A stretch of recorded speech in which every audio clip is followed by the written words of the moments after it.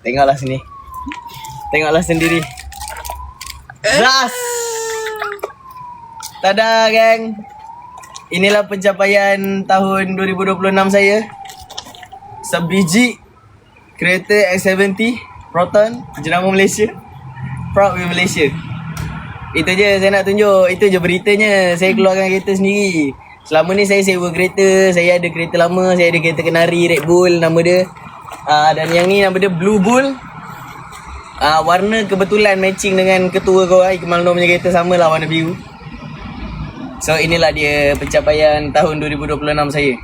Jom saya bawa tour sikit-sikit je, tak boleh lama sangat sebab live kan. Selebihnya saya tunjuk dalam video kan. So ni tepi dia. Ni belakang dia. Ni belakang dia. Tak nak nampak sangat nombor plate, takut bahaya.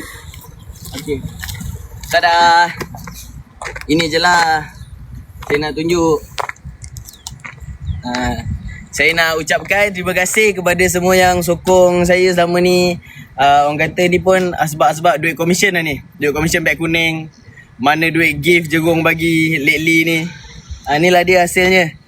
Terima kasih banyak. Selebihnya saya akan buat video. Nanti saya edit lah video tu. Mungkin tahun depan saya post.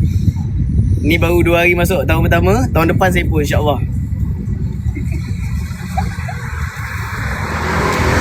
Okay. Dah itu je. Saya tak sempat nak buat live lama sangat hari ni. Saya memang nak buat live nak tunjuk ni je. Sebab saya dah mula rasa saya Perdana Menteri Malaysia yang akan datang. Jadi saya rasa macam berkepentingan untuk saya cerita semua benda yang saya nak cerita. Okay.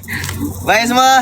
Assalamualaikum. Nanti saya buat live lagi. Bye bye. Okay, bye. Handsome dah, Blue Bull.